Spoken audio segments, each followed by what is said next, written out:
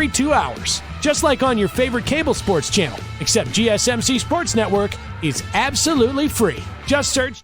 Hello everyone and welcome back into the GSMC Fantasy Sports Podcast, brought to you as always by the GSMC Sports Network. And for our third segment of the day, we are sticking with the theme of fantasy stars, but switching over to the world of college football. What a hectic week it was. Week 13 of the college football season. A lot of upsets, but also a lot of sameness in terms of top 25 teams. But, like I said, it was very hectic. There was a lot of upsets, and as a result, some fantasy stars you might be unfamiliar with this week. A lot of these guys stepping up in big moments to upset the hierarchy a little bit. And so I had to acknowledge those guys, as well as guys who just stayed the course and got out of this week with a win. That's all you could ask of them.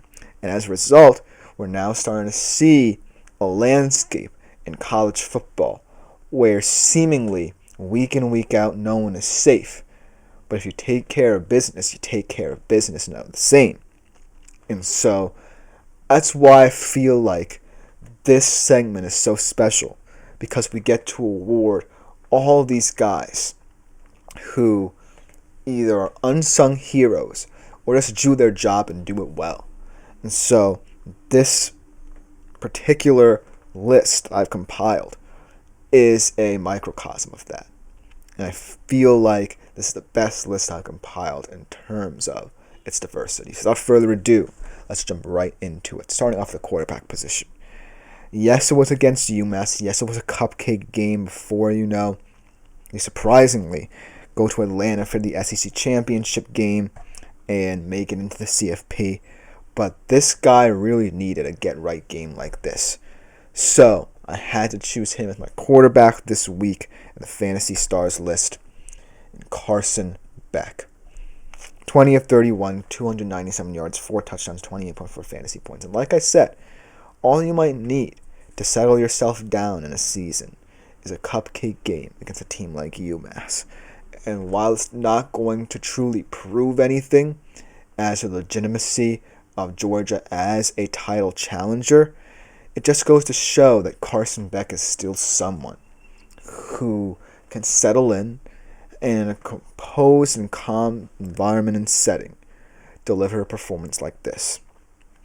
And for what it's worth, Georgia wasn't expected to make it to the SEC championship game. In fact, they had to really hope for a lot going their way, even this week and potentially next week. But they got all the things they needed, and now they find themselves in this SEC championship game situation. And they should be the favorite. If it's Texas, they've already beat them this season on the road. If it's A&M, well, I feel like they would be the very heavy favorite, because A&M probably wouldn't have even expected to be there in the first place. They would have been a very weird championship participant. And so Georgia should feel good about this. But in terms of Carson Beck, he needed a performance, like I said, like this, to kind of calm himself down and get into the mindset of leading this team to the potential CFP championship. And that's why I have to acknowledge, even in a week that felt meaningless for this Georgia team, his performance and what it potentially means for his team's status as a title challenger. So kudos to Carson Beck for staying the course, doing his job, and ultimately earning his spot in the SEC championship game as a result. Sneaking in the back door, I like to call it. But then let's go to the wide receiver position here, because this is a guy who is an unsung hero for his team this weekend in an upset. Florida upsetting Ole Miss, and it really came down to timely plays from timely players, and Elijah Badger truly is a special player for this Florida Gators team. An Arizona State transfer, a redshirt senior, I believe, so potentially one more year of eligibility for him in this team. 5 receptions, 87 yards, 1 touchdown, 17.2 fantasy points. Not the most comprehensive performance from a fantasy perspective from a receiver, but it's one I have to acknowledge, because this is a QB wide receiver duo in DJ Lagway and Elijah Badger that if we get to see it for one more year, it'd be very special. Because from where we saw Florida at the beginning of the season to now, with 2 ranked wins back-to-back. This is a team that I really feel is in a position to continue to grow and mature. And I feel like, I'm not necessarily certain if, Elijah Badger comes back, but if he does, and that connection develops further, look for Florida to be a sneaky team next year. This isn't the end of the Florida Gators' little run here. They could potentially be a very dangerous team. And I have to acknowledge the kind of springboard effect here for a performance like this that's kind of understated, but could mean a lot for the long-term benefits of the Florida Gators program. And so, while it's not an amazing stat line, eye-catching numbers by any means, it's still a performance that means a lot. A program-defining one, potentially, from Elijah Badger. And even though, you can get on me for it, I'm not compromising for an upset victory that means a lot to a team and performance from one of its big stars that I feel like merits consideration as a performance that elevates and bolsters the case for Florida next year. That's why I chose it. Then another running back, actually, I want to acknowledge, also doing his job and doing it well in a running back room that's very deep and could be a sneaky X factor for this Miami Hurricanes team come playoff time. How about Jordan Lyle? Okay, I'm going to have to find him here. Jordan Lyle. I feel like this performance was pretty astonishing considering the fact that, they feel the Hurricanes do, that they have a deep running back room that can supplement Cam Ward very nicely, but pretty shocking in a game that was tight at the beginning that a guy like Jordan Lyle really stepped up at the running back role. 7 carries, 115 yards, 1 touchdown, 18.3 fantasy points. And if this Miami running back room gets performances like this out of all their players, this is a dangerous offense that nobody wants to face in the playoffs. Yes, we can ask as many questions about the defense as we want, but looking at the versatility of what these running backs can do combined with the magic wizardry of Cam Ward, I wouldn't want to face this offense at all. And if Jordan Lyle puts together these performances as a redshirt freshman, watch out, world, because Miami's offense can only go up from here. Yes, they're going to be losing Cam Ward, but like I said, the long-term future of a team can mean a lot in terms of how you view them from a fantasy perspective. And Jordan Lyle is going to be there for a while. He's going to do these things with another great quarterback who could really elevate this Miami program yet again to the highest of heights.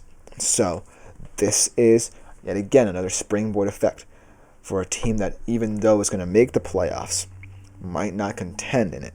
But if they want to contend in the future, they're going to have to look at these performances through a lens of positivity and know that they have the players capable of building this program and getting it to the right place. So kudos to Jordan Lyle, a redshirt freshman, for stepping up in a big role.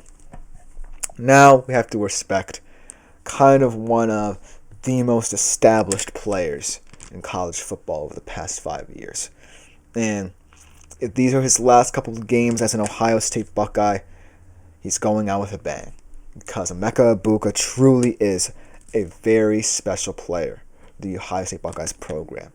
And in an era where Ohio State receivers have been some of the best in both college football and in transitioning to the NFL, Marvin Harrison, Jackson Smith-Njigba now, all of these guys, Emeka Egbuka really has been the most understated. But he might grow to potentially be the best of them.